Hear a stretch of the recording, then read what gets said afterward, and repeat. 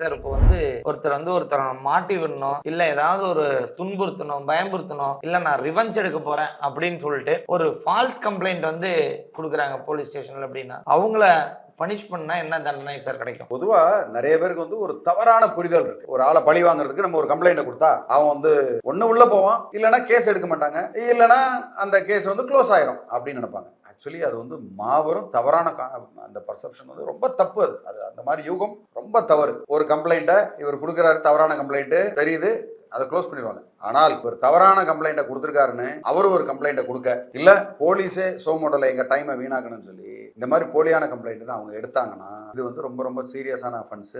இவர் பனிஷ்மெண்ட் வாங்கி கொடுக்கணும்னு நினைச்சு போலியா பண்ண பனிஷ்மெண்ட்டோட இவருக்கு அதிகமான பனிஷ்மெண்ட் கிடைக்கிறதுக்கான வாய்ப்பு ரொம்ப ரொம்ப அதிகம். அதனால போலி கம்ப்ளைண்ட் என்னைக்குமே ஆபத்து தான். அதை டக்குன்னு எடுத்த எடுப்புல தப்பா கம்ப்ளைண்ட் கொடுக்கறது, பொய் சொல்லி கம்ப்ளைண்ட் கொடுக்கறதுன்றது ரொம்ப ஆபத்தான குற்ற செயல் sir. First of all false police complaint அப்படின்னா எதெல்லாம் நம்ம மென்ஷன் பண்ண முடியும் சார்? ஒண்ணுமே இல்லை. இப்போ தன்னுடைய எதிராளி ஒருத்தர் இருக்காரு, அந்த எதிராளிக்கு எதிராளின்னா என்ன, இவருக்கு அவரை பிடிக்காது, அவ்வளவுதான், சிம்பிளா. அவர் எந்த தவறும் செய்யல, ஆனா அவர் தவறு செஞ்சாருன்னு பொய்யா எழுதி கொடுக்கறது, பொய்யான ஒரு கம்ப்ளைண்ட் கொடுக்கறது தான் ஃபால்ஸ் கம்ப்ளைண்ட். இந்த ஃபால்ஸ் கம்ப்ளைண்ட் தான் குற்றச்செயல். சார் எதுக்காக பொதுவா பொய் கம்ப்ளைண்ட் போடுவாங்க சார்?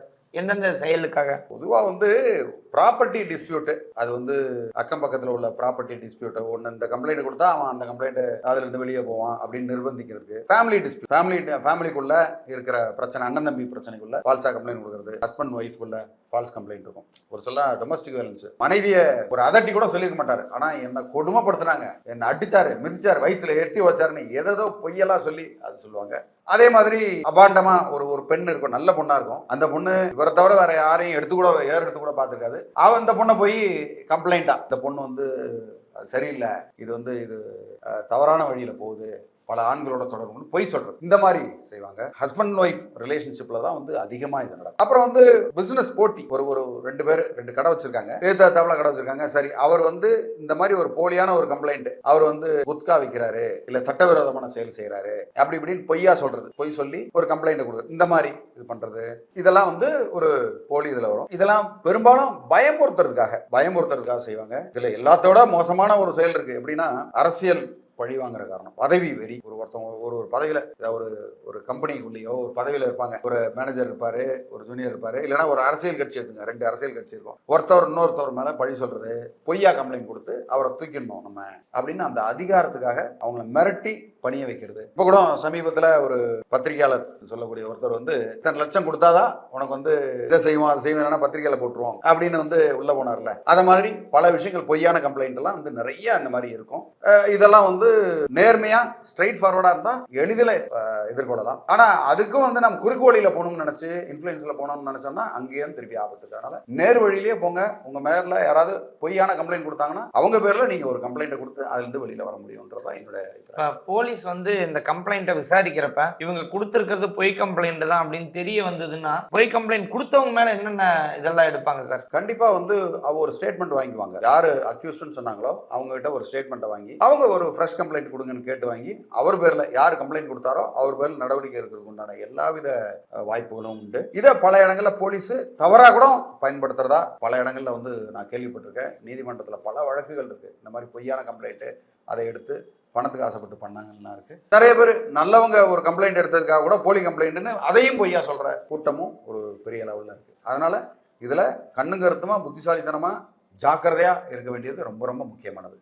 சரி, இந்த போலி கம்ப்ளைண்ட்ல ஃபைனலா தெரிய வந்துருச்சு அப்படிங்கறதெல்லாம் ஒரு பக்கம் இருந்தாலும், ஒரு இன்னசென்ட் பர்சனா இருக்கக்கூடியவருக்கு என்னென்ன ரெமெடி எல்லாம் கிடைக்கிறதுக்கு வாய்ப்பு இருக்கு சார்? இன்னசென்ட் பர்சனுக்கு என்ன, அவங்க காம்பன்சேஷன் கிளைம் பண்ண முடியும். பேப்பர்ல வந்துடும். பல நேரங்களில் பேப்பர்ல இந்த மாதிரி ஒரு குற்றவாளி இந்த மாதிரி இது திருடிட்டாரு, வச்சுட்டாரு, ஏதோ தப்பு பண்ணிட்டாருன்னு வரும். அதை பேப்பர்லயே அவங்க ரெக்வஸ்ட் பண்ணி இந்த மாதிரி தவறுதலா செய்தி வெளியிட்டோம், இந்த மாதிரி தவறான ஒரு இதுன்னு சொல்லி அது வர்றதுக்கு இந்த மாதிரி ரெமெடி இருக்கும். காம்பன்சேஷன், ஒரு சில இடங்களில் கவர்மெண்ட்டே காம்பன்சேஷன் இந்த மாதிரி தவறா பண்ணிட்டாங்க அப்படின்னு கவர்மெண்ட் காம்பன்சேஷனு இதெல்லாம் இருக்கு. ரெண்டாவது, எதிராளி யார் தவறா பண்ணாங்களோ அவங்க மேல நடவடிக்கை எடுத்து இந்த மாதிரி லீகல் ரெமெடிஸ் உண்டு. சார் ஃபேமிலி டிஸ்பியூட்ஸ்ல நிறைய நீங்க முன்னாடியே சொன்ன மாதிரி ஃபால்ஸ் கம்ப்ளைண்ட் வர்றதுக்கான வாய்ப்புகள் நிறைய இருக்குது. இதெல்லாம் எப்படி சார் அட்டென்ட் பண்ணுவாங்க? என்ன ப்ரியாரிட்டி அண்ட் ப்ரூஃப் வச்சு அட்டென்ட் பண்ண முடியும் சார்? பொதுவாகவே ஒரு டொமஸ்டிக் வயலன்ஸ் கம்ப்ளைண்ட், குடும்ப வன்முறை, வரதட்சணை கொடுமை இப்படின்னு தான் வந்து பொய்யான கம்ப்ளைண்ட் நிறைய கொடுப்பாங்க. அந்த மாதிரி பொய்யான கம்ப்ளைண்ட் கொடுக்கும்போது அதுக்கு சாட்சியங்கள் எப்போ கேட்டாங்க, என்ன ஏது, மெசேஜில் கேட்டாங்களா,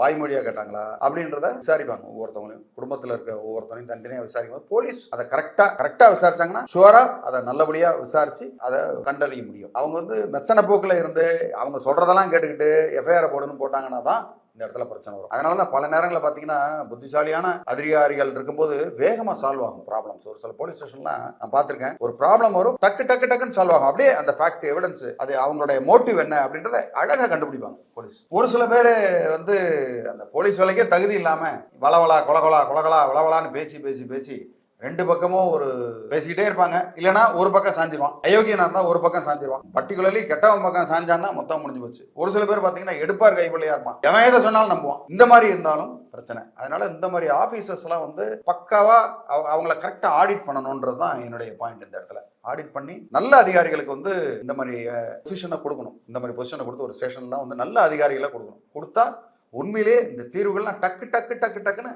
கேஸ் க்ளோஸ் ஆகும். இதுல அதிகமா மக்கள் செய்யக்கூடிய ஒரு காமன் மிஸ்டேக்ஸ் அப்படின்னா என்னென்ன இருக்கும் அப்படிங்கிறதையும் சொல்லுங்க. அது ஒரு வார்னிங் அப்படின்னா எப்படி இருக்கும் சார்? பொதுவா அவசரப்படுறது, பட்டுன்னு உணர்ச்சி வசப்பட்டு செய்யக்கூடிய செயல்கள்னால கம்ப்ளைண்ட்ஸ் வந்து ரொம்ப ப்ராப்ளம் ஆகும். உணர்ச்சி வசப்பட்டு செய்யக்கூடிய எல்லா பிரச்சனையுமே வந்து பெரும் பிரச்சனையா தான் வரும். 5 வருஷமா ஃப்ரெண்டா பழகிருப்பான், ஒரு நாள் ஏதோ ஒரு கோவத்துல போடாண்டிட்டு இருக்கான்னா அவனை போய் கைகலப் பண்றது, இல்லைன்னா இவனை வந்து பழி வாங்கணும், ஏதாவது பண்ணணும் பண்றது. இந்த மாதிரி எமோஷனலான முடிவுகள் வந்து ரொம்ப எமோஷனலாகவும் கோவத்துல இருக்கும்போது அதை செய்யாது. ரெண்டாவது, அவசரப்பட்டு டக்குன்னு போலீஸ் ஸ்டேஷன் ஓடுறது, அட்வைஸே கேட்காம இதுல வந்து என்ன குற்றம் பண்ணியிருக்காரு, இது சிவில் வழக்கா கிரிமினல் வழக்கா, இந்த வழக்கை வந்து எப்படி அணுகணும், எப்படி கம்ப்ளைண்ட் எழுதணும்னு தெரியாம பேன்னு போய் போலீஸ் ஸ்டேஷன் வாசல் இருந்தோம்னா நமக்கு வந்து அவமானம் தான். அதனால எந்த ஒரு காரணமும் லீகல் அட்வைஸ் இல்லாம போகவே கூடாது. ரெண்டாவது, ஒரு இடத்துல போலீஸ் ஸ்டேஷன்ல போய் யூகத்தின் அடிப்படையில பாதி உண்மைதான் தெரியும், அவன் என்ன பண்ணா என்ன எதுனே தெரியாது, ஒருவேளை இவருக்கு நன்மைக்கு கூட செஞ்சிருக்கலாம், தெரியாம அவசரப்பட்டு கம்ப்ளைண்ட் கொடுக்கறது ரொம்ப அத மாதிரி ஒரு முட்டாள்தனம் வேற எதுவுமே கிடையாது. அதனால முழு விவரத்தையும் தெரிஞ்சுக்கிட்டு அவர் என்ன தவறு பண்ணாரு என்ன இதன்னு பார்த்துக்கிட்டு கம்ப்ளைண்ட் கொடுக்கணும்.